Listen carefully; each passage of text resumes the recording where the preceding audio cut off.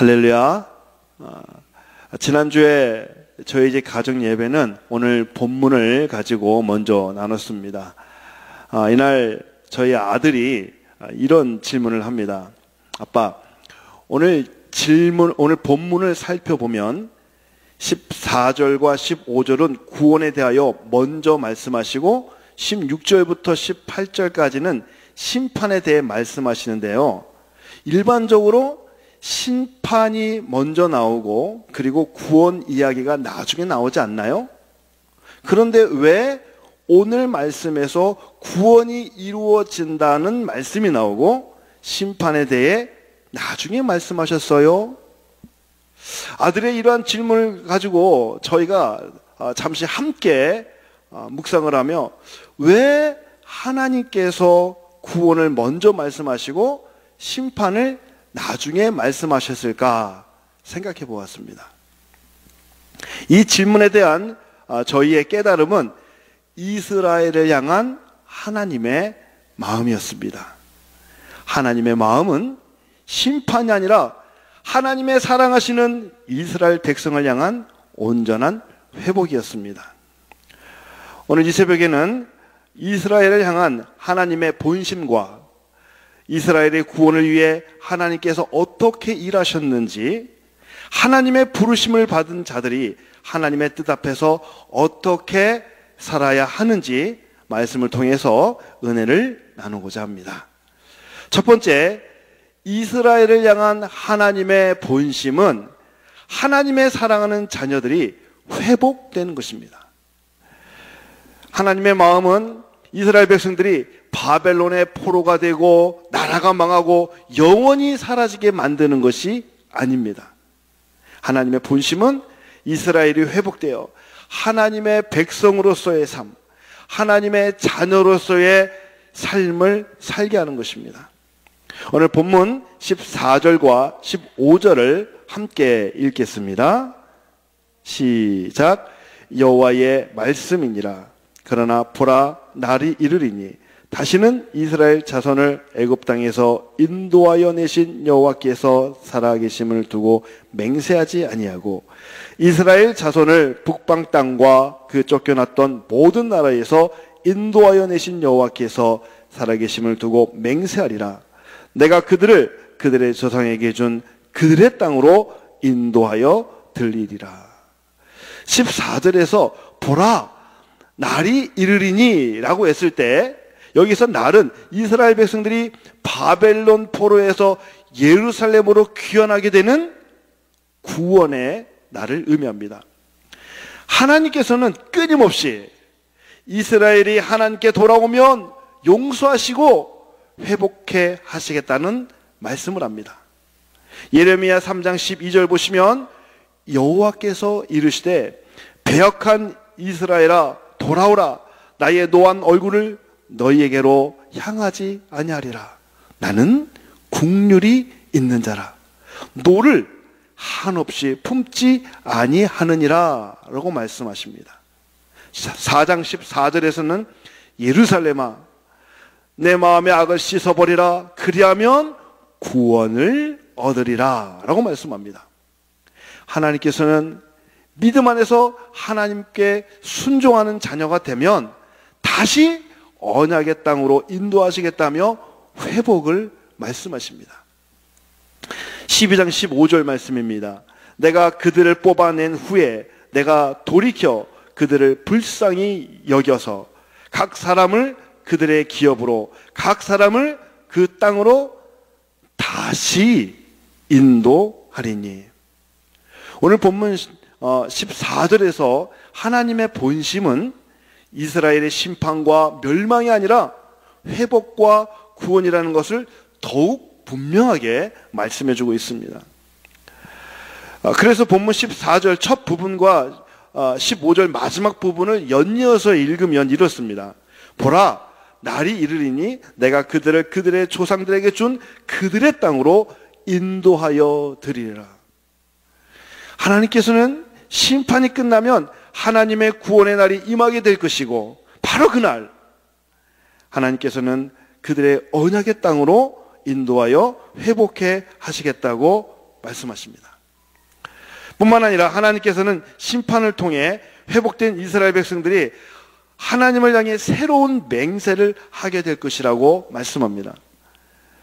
하나님의 심판이 있기 전에 이스라엘 백성들은 애굽에서 구원하신 여호와의 이름으로 맹세했지만 심판을 통해 회복된 이스라엘 백성들은 북쪽 땅 곧 바벨론에서 인도하신 여호와의 이름으로 맹세할 것이라고 말씀합니다.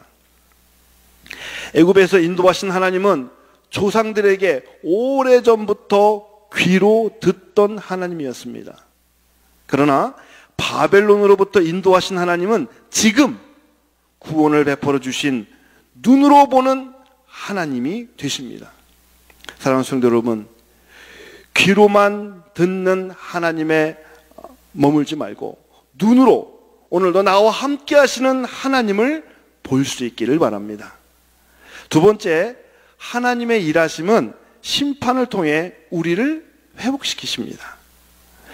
하나님을 떠난 심판은 우리를 사망과 영원한 죽음에 이르게 하지만 하나님께 속한 심판은 우리를 영원한 생명과 구원에 이르게 합니다. 오늘 본문 16절부터 18절 말씀을 함께 읽어보겠습니다. 시작. 여호와의 말씀이니라. 보라, 내가 많은 어부를 불러다가 그들을 낫게 하며 그 후에 많은 포수를 불러다가 그들을 모든 산과 모든 언덕과 바위 틈에서 사냥하게 하리니 이는 내 눈이 그들의 행위를 살펴보므로 그들이 내 얼굴 앞에서 숨기지 못하며 그들의 죄악이 내 목전에서 숨겨지지 못함이라. 내가 우선 그들의 악과 죄를 배나 갚을 것은 그들이 그 미운 물건의 시체로 내 땅을 더럽히며 그 가증한 것으로 내 기업에 가득하게 하였습니다. 예레미야는 다가올 하나님의 심판을 경고하며 유다 백성들을 향해 속히 회개하고 돌아올 것을 선포했습니다. 그러나 그런 예레미야를 사람들은 때리고 구덩이에 던져놓고 감옥에 가두었습니다.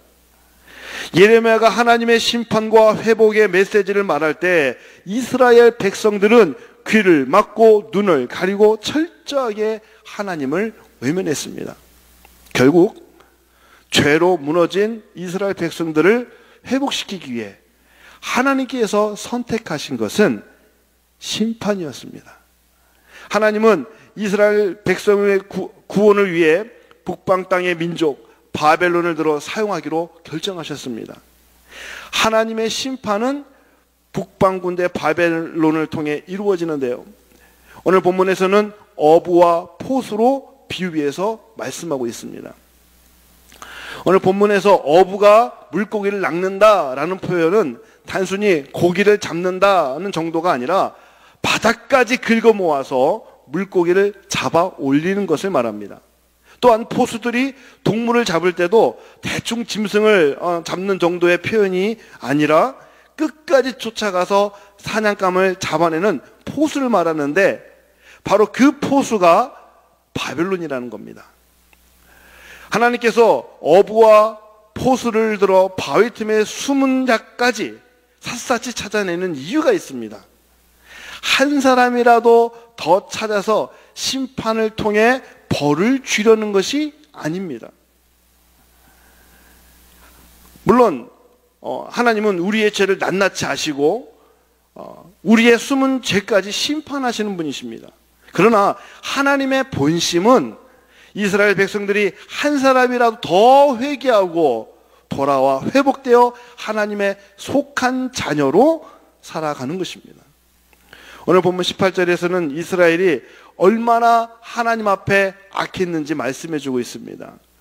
이스라엘 백성들은 미운 물건의 시체, 생명도 없는 것들을 신으로 섬겼습니다. 다산의 신이라고 하는 아세라를 섬기며 신전에서 집단으로 음란 행위를 합니다.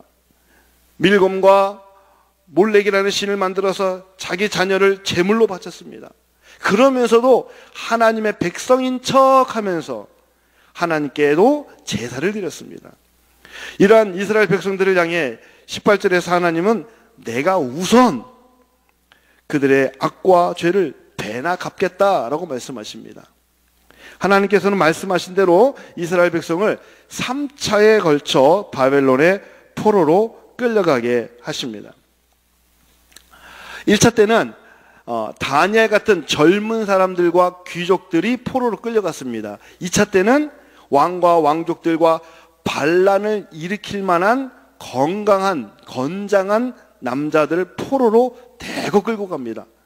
게다가 이 바벨론은 하나님의 성전의 모든 기물과 왕궁의 보물들을 다 모두 약탈해 갑니다. 바벨론은 이제 세 번째 예루살렘을 침공하여 시드기야 왕과 대제사장과 백성들을 포로로 끌고 갑니다. 이때 바벨론은 여호와의 전과 왕궁과 예루살렘의 모든 집들을 불사르고 성벽을 허물었습니다. 결국 BC 586년에 남유다는 바벨론에 의해서 멸망을 당하게 됩니다. 하나님의 백성 이스라엘이 이방민족 바벨론 포로가 되어서 끌려감으로 하나님이 말씀하신 심판이 이루어졌습니다. 이러한 하나님의 심판은 이스라엘이 죄 가운데 돌이키고 회복과 구원을 얻게 하시려는 하나님의 본심, 하나님의 마음입니다. 마지막 세 번째로 하나님의 계획하심 앞에서 하나님께 속한 사람은 어떻게 살아야 할까요? 하나님의 사명자는 하나님의 뜻이 이루어지기 위해 기도하는 사람입니다. 19절과 20절 말씀을 우리 함께 읽겠습니다. 시작. 여호와 나의 힘, 나의 요새, 환난 날의 피난처시요. 민족들이 땅 끝에서 죽게 이르러 말하기를 우리 조상들의 계승한 바는 허망하고 거짓되고 무익한 것뿐이라. 사람이 어찌 신 아닌 것을 자기 신으로 삼겠나이까 하리이다.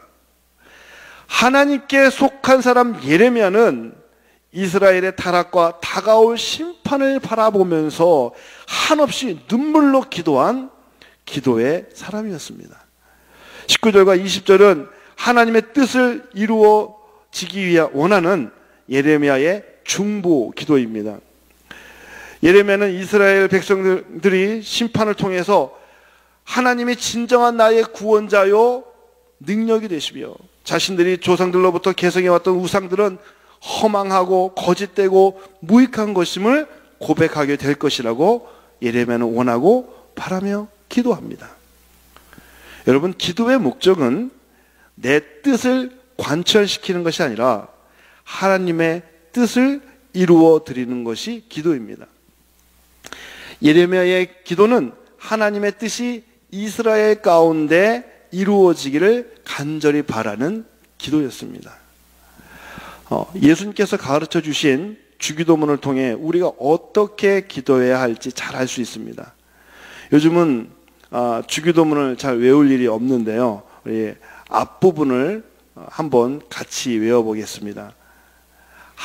제가 시작하면 같이 하시면 됩니다. 시작.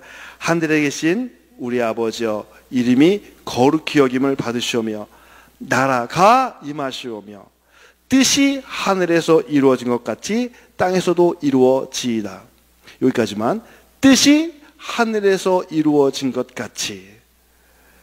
여러분, 우리의 기도는 하늘의 뜻을 이루는 기도가 돼야 합니다. 실제로 예수님께서 십자가 지시기 전날 밤 마지막 기도를 드리기 위해 겟세마네 동산에 오르셨습니다. 칠흑 같은 어둠 속에서 예수님께서는 땀방울이 핏방울이 되도록 기도하십니다. 십자가의 고통이 너무나 크다는 것을 아시기에 예수님께서는 이 잔을 내게서 지나가게 하옵소서라고 기도하시죠. 그러나 곧바로 예수님께서는 그러나 나의 원대로 마옵시고 아버지의 원대로 하옵소서, 하나님의 뜻을 이루기 위한 기도를 드리십니다. 하나님의 뜻을 구하며 기도하고 순종하셨던 예수님 때문에 우리는 구원의 은혜를 누릴 수 있게 된 겁니다. 그러면 어떤 기도가 하나님이 기뻐하시는 기도일까요? 한 성도님의 어머니가 기도할 때 이렇게 기도하신다고 합니다. 자녀들을 위해서 먼저 기도하시고 교회와 목회자와 선교사님들 그리고 연약한 성도들을 위해서 기도하십니다. 그리고 나서 교회 주보를 보면서 조목조목 기도를 아주 열심히 하시는 어머니라고 합니다. 그런데 이 성도님 어머니 기도의 맨 마지막 멘트는 매번 똑같다고 합니다.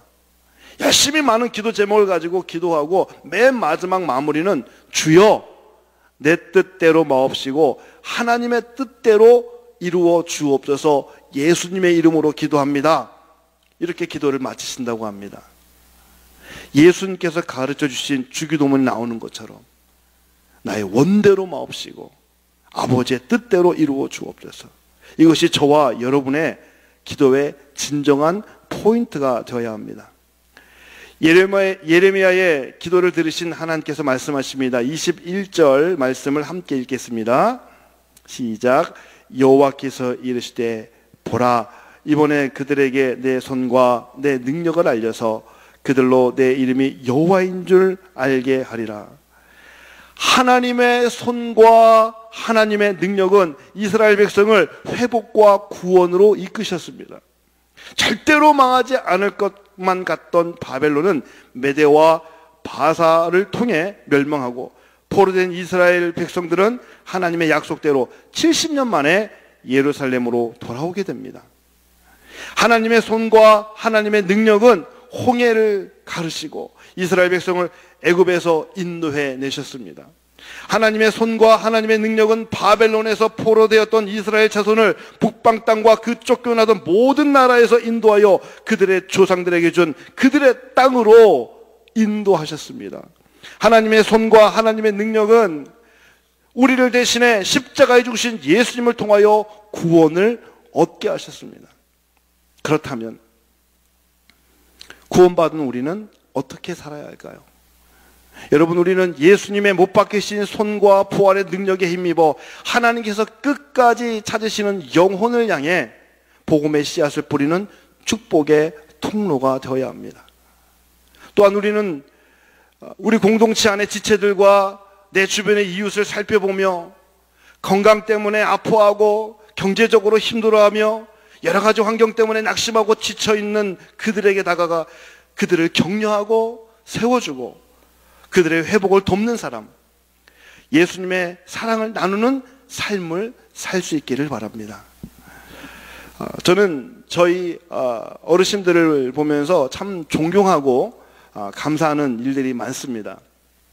얼마 전에 평생 예수님을 믿지 않던 연세가 많으신 어르신이 처음 교회를 나오셨습니다.